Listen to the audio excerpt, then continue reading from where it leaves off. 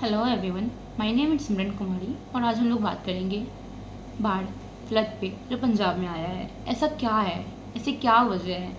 जी वही पंजाब, जो land of reverse, नदियों का संगम जिसे हम कहते हैं, आज वहाँ पे क्यों बाढ़ आई है? इस बाढ़ के लिए रिस्पॉन्सिबल कौन है? ये नेचुरल फैक्टर्स की वजह से हुआ है या फिर ये मैनमेड इफेक्ट की वजह से हुआ है?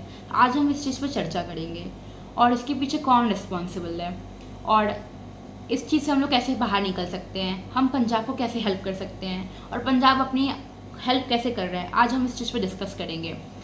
इतने टफ टाइम्स में जब मिनिस्टर पॉलिटिशियंस सब छुप गए हैं, किसी को इतना बड़ा मुद्दा दिखा नहीं कि इस पर डिस्कस करना है, तो फिर कैसे खुद पंजाब के फार्मर्स जिनको इस वक्त हेल्प करनी चाहिए थी, वो हमारी हेल्प कर रहे हैं। जी, पंजाब एक ऐसा स्टेट है जिसको हेल्प की ज़रूरत नहीं है। पंजाब खुद इतना रिलायबल है, खुद इतना स्ट्रांग है कि वो खुद की हेल्प कर सकता है, खुद इंडिपेंडेंट बन सकता है और इंडिपेंडेंट है। पंजाब ही मेक श्योर करता है कि इंडिया के 95% प्रोडक्शन फूड के यहीं से आते हैं, क्रॉप्स के। सो आज हम इस चीज़ पे बात करते हैं कि कैसे, क्यों, क्या हुआ। पंजाब फिर से डूब रहा है। पिछले कुछ दिनों की बारिश और नदियों के उफानों की वजह से ये तबाही मच रही है। 3 लाख से ज़्यादा के खेत डूब चुके हैं। कम से कम 19 लोगों की जान गई है और लाखों फैमिली बेजुबान हो गई है। मर्जी के खिलाफ उनको इधर से उधर किया जा रहा है, वो डिस्प्लेसमेंट का शिकार हुए हैं। यही सब होता जा रहा है। ये बड़ी तबाही अब हमारे नज़र के सामने है। 1400 से ज़्यादा गांव बर्बाद हुए हैं, 3.54 लाख लोग प्रभावित हुए हैं और 2.5 एकड़ लैंड फार्मलैंड पूरी बर्बाद हो चुकी है। ये पिछले दशक में सबसे ज़्यादा फ्लड क्राइसिस है जो हुई है। फिरोजपुर, पठानकोट, कपूरथला, फजाइलका, ये वो मुख्य जिले हैं जहाँ पे सबसे ज़्यादा इसका असर हुआ है। रेस्क्यू करने के लिए एनडीआरएफ, एसडीआरएफ, आर्मी, बीएसएफ और लोकल एनजीओ जैसे खलसा आइड और ग्लोबल सिक्स बिल्कुल वॉर फुटिंग पे काम कर रहे हैं। हेलीकॉप्टर्स, बोट्स और ड्रोन डिलीवरी से लोगों को हेल्प की जा रही है, उनको बचाया जा रहा है और जरूरी सामान उन तक पहुंचाया जा रहा है। गुरदासपुर में आर्मी ने कुछ लोगों को हेलीकॉप्टर से इवैक्यूएट किया है। एनडीआरएफ और बीएसएफ के साथ मिलकर थाउजेंड्स लोगों को सेफ प्लेस तक पहुंचाया है।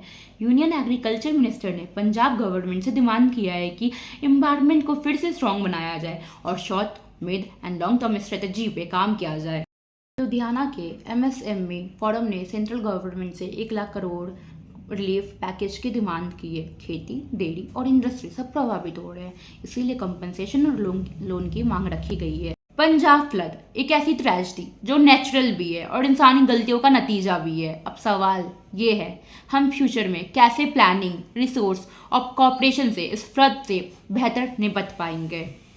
आज हम समझेंगे पंजाब में अभी जो फ्लड सिचुएशन चल रही है, क्यों सतलज, बीज और रिवर नदियाँ इतनी डेंजरसली ओवरफ्लो कर रही है और क्यों किसान पे और आम जनता पे इसका क्या असर पड़ रहा है। आज हम इस चीज़ के बारे में डिस्कस करेंगे।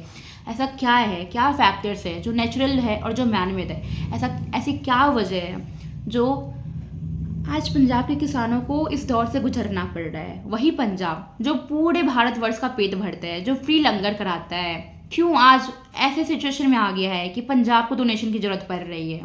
और फिर भी हम हर एक मुद्दे पे बात करेंगे, कैसे पॉलिटिशियंस, कैसे सब छुप जा रहे हैं, बड़े बड़े अदर सिग्निफिकेंट पर्सन्स जिनको स्टैंड्स लेनी चाहिए थी इस वक्त और पंजाब के साथ खड़े रहने चाहिए थे, कैसे वो इस मुद्दों से बच रहे हैं और कैसे जो विक्टिम है, जो पंजाब के किसान हैं, कैसे वो खुद ही एक दूसरे की हेल्प कर रहे हैं। इस वक्त में भी वो लंगर कर रहे हैं और कैसे एक दूसरे की हेल्प करते करते वो इस सिचुएशन से बाहर आएंगे। हम सब आज इस चीज़ पे डिस्कस करेंगे।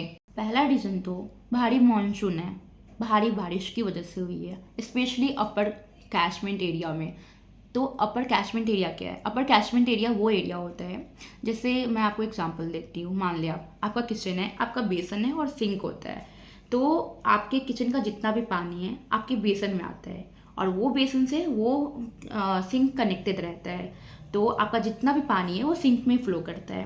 पर आप मान लें कि आपकी बेसमेंट में पानी बहुत ज़्यादा बढ़ गया है, जो कि उस सिंक में पास नहीं हो पा रहा है। पानी इतनी बढ़ गई है कि आपका जो बेसन है उससे ऊपर पानी ड्रेन आउट हो रहा है।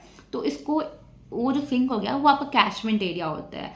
तो ऐसे ही जम्मू कश्मीर में एंड हिमाचल प्रदेश में इतनी बारिश हुई है, बहुत ज़्यादा बारिश हुई है, इसी वजह से पानी का जो ओवरफ्लो है बहुत ज़्यादा हो गया। और जो हमारा कैचमेंट एरिया हो गया, जैसे कि जो पंजाब में हो गया, वो इतने बारिश के पानी को संभाल नहीं सका। इससे डैम्स जैसे कि बकरा, पौंग, रंजीत सागर और शाहपुर खांडी क्रिटिकल लेवल पे पहुंच गए। पानी का प्रेशर इस लेवल तक इस कदर बढ़ गया कि डैम्स को खोला गया था पानी रिलीज करने के लिए, पर पानी का प्रेशर इस तरीके से इतना बढ़ गया कि पानी के साथ में आपका डर्ट, सॉइल एंड स्टोन्स थे, जो कि अलाउ नहीं कर रहे थे डैम्स गेट को ओपन करने के लिए। तो फिर इसको मैनुअली खोलने की कोशिश की गई, जिसमें से 3 लोगों ने इस काम को रिस्पॉन्सिबल अपने सर पर लिया एंड उनमें से 2 को रेस्क्यू कर लिया गया, पर एक पर्सन अभी तक मिला नहीं। फिर इसके बाद प्रेशर इतना ज़्यादा था पानी का, साथ में ही डैम्स गेट को रिलीज करना पड़ा, जिसमें डाउन स्ट्रीम डिस्ट्रिक्ट एरियाज में पानी का प्रेशर बहुत ज़्यादा बढ़ गया। ये खासकर रबी, वील्स और सतलज रिवर वैली में खासकर जाहिर हो। इस पंजाब की फ्लड की वजह से 1400 से ज़्यादा गांव बर्बाद हो गए हैं। 2.53 लाख एकड़ से ज़्यादा की खेती बर्बाद हो गई है, डूब गई, और 3.5 लाख ज़्यादा से लोग बर्बाद हो गए हैं। इस फ्लड को माना जाता है कि 30-35 साल में ये सबसे भयंकर बाढ़ आई है। और इसके लिए क्या रिस्पॉन्सिबल है, कौन रिस्पॉन्सिबल है और कैसे हमें अभी पंजाब की हेल्प करनी चाहिए, ये हमारा मेन मुद्दा होना चाहिए। पर नहीं, अभी हमारे पॉलिटिक्स में क्या डिस्कस हो रहा है, हमारे पॉलिटिशियंस क्या कर रहे हैं, और हमारे अभी पार्लियामेंट में क्या डिस्कस हो रहा है कि ChatGPT को फ्री एक्सेस कर देना चाहिए। यहाँ के CM PM क्या उनको ये मुद्दा दिखता नहीं है, या फिर उनकी अभी आंखें बंद हो गई है? इसके लिए कौन रिस्पॉन्सिबल है? हम आज सब इस मुद्दे पे डिस्कस करेंगे। क्या आम जनता इसके लिए रिस्पॉन्सिबल है कि नहीं, और क्या पॉलिटिशियंस ही सिर्फ इसके लिए रिस्पॉन्सिबल है कि आम जनता होने के बावजूद हमारी भी कुछ रिस्पॉन्सिबिलिटी है जिससे हमें पूरा करना चाहिए। आज हम इन सब मुद्दों पे बात करेंगे और हम कैसे इस चीज़ के लिए रिस्पॉन्सिबल है ये डिस्कस करना, और इस चीज़ के लिए हमें रिस्पॉन्सिबल बनना हमारी जिम्मेदारी है। और हम अभी पंजाब को कैसे हेल्प कर सकते हैं, और as a responsible citizen of India, as a responsible citizen of this world, how we can cooperate, how we can donate, and how can we do our best is the main discussion of today point. अगर आप किसानों की बात करें तो किसानों का पूरा फसल बर्बाद हो चुका है, उनके पूरे खेत डूब चुके हैं, उनके पूरे घर बर्बाद हो चुके हैं।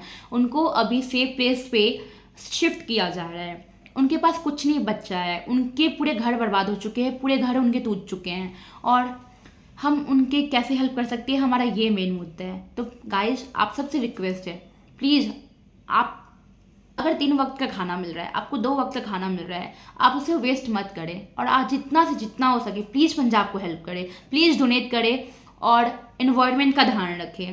प्लीज़ फिजूल खर्ची ना करें, फिजूल में फ्यूल को, वेस्ट को, पेट्रोल को प्लीज़ बर्बाद ना करें। पानी की अहमियत समझें और पानी को सेव करें। यूनियन मिनिस्टर शिवराज सिंह चौहान ने इलीगल माइनिंग को एनवायरनमेंट की कमजोरी का जिम्मेदार बताया, जो पानी को ब्लीच करने में बहुत इजीली मददगार साबित हुआ। उन्होंने शॉर्ट, मिड और long term flood mitigation plans की भी बात की है, जो कि हम आगे डिस्कस करेंगे। Flood, short term, mid term and long term mitigation क्या है एंड कैसे ये हेल्पफुल है फार्मर्स के लिए, हम इन सबको जानेंगे। पंजाब CM भगवत मान ने भी बॉर्डर बेल्ट के विलेज को विजिट किया। बहुत ही इमोशनल मोमेंट था जब उन्होंने फ्लड हिट वाले लोगों से मुलाकात किया और उन्हें पूरा सपोर्ट देने का प्रॉमिस किया है।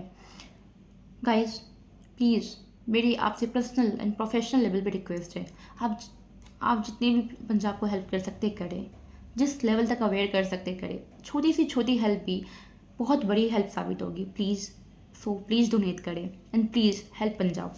पंजाब एक ऐसा स्टेट है जिसने हमेशा भारत के लिए स्टैंड किया है, हमेशा अपना बेस्ट दिया है, और पंजाब से ही मोस्टली यार सीखना है तो सिखों से सीखो ना।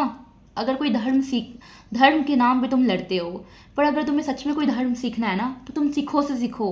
वो फ्री लंगर लगाते हैं, वो आपको दिल खोल के हेल्प करते हैं, आपको कभी किसी चीज़ के लिए मना नहीं करते हैं। और जब पंजाब इतने डिफ़िकल्ट टाइम में है तो आप ये सोच रही हो कि यार ये आपके स्टेट का प्रॉब्लम नहीं है तो आप हेल्प नहीं करोगे। आप इंडियन हो, आप किसी स्टेट से डिवाइड नहीं हो गाइज। आप सबसे रिक्वेस्ट है, आप जिस लेवल पे जितना हेल्प कर सकते हो प्लीज़ हेल्प करो और प्लीज़ डोनेट करो। ये फ्लड सिर्फ नेचुरल नहीं है, कुछ मैनमेड वेज भी है जिसमें बहुत इफेक्टिव है एम्बार्कमेंट, मॉनिटरिंग, प्लानिंग और क्लाइमेट एडेप्टेशन। कुछ ऐसे फैक्टर्स हो गए हैं जो बहुत ज़रूरी है और इन पे काम करना बहुत ज़रूरी है। पंजाब के लोगों के साथ हमारी दुआएं हैं। इस क्राइसिस में एक होना बहुत इम्पोर्टेंट है और बेटर प्लानिंग के साथ में फ्यूचर में हम फ्लड को अवॉइड भी कर सकते हैं। तो हमें प्रॉपर सही तरीके से काम करना ज़रूरी है। और गाइस, मेक श्योर कि आप डोनेट करें प्लीज़। आप इसे दूसरे स्टेट का मुद्दा ना समझें। आप सबसे रिक्वेस्ट है जितना डोनेशन आप कर सकते हैं करें और एकजुट होकर अभी आप पंजाब को हेल्प करें, क्योंकि पंजाब एक ऐसा है जो फ्री लंगर करवाता है, जिसने हमारे पास से लेके अभी तक फ्यूचर तक सिखों ने हमारे लिए, हमारे इंडिया के लिए बहुत कुछ डोनेट किया है। And they are the part of India. We are one family, we are Indians. So guys, आप सबसे रिक्वेस्ट है आप डोनेट करें एंड पंजाब को इस डिफ़िकल्ट टाइम में, इस डिफ़िकल्ट क्राइसिस में हेल्प करें। वही पंजाब जो पूरे भारतवर्ष को खिलाता है, आज उनके घर एक वक्त का खाना नहीं है। आज इस डिफ़िकल्ट टाइम में हमें उनके साथ खड़ा रहना पड़ेगा। वो एक ऐसे लोग हैं, वो ऐसे हैं जिन्होंने हर वक्त, चाहे फ्लड हो, चाहे अर्थक्वेक हो या चाहे कुछ भी हो, हर एक डिफ़िकल्ट टाइम में इंडिया के साथ उन्होंने खड़े रहे हैं। पंजाब ने अपना हमेशा बेस्ट दिया इंडिया को। सो गाइज, ये हमारा टाइम है, ये हमारे वक्त है, हमने उनके साथ खड़े रहना है। आप लिटरली बाहर जब निकल के देखोगे, यहाँ पे बच्चे हैं जो एक वक्त का खाना नहीं खा पा रहे हैं। छोटे छोटे बच्चे जो 6 महीने के भी नहीं हुए हैं, वो इस क्राइसिस से गुजर रहे हैं। सो गाइज, आप सबसे रिक्वेस्ट है प्लीज़ हेल्प देम यार, please help them. Thank you.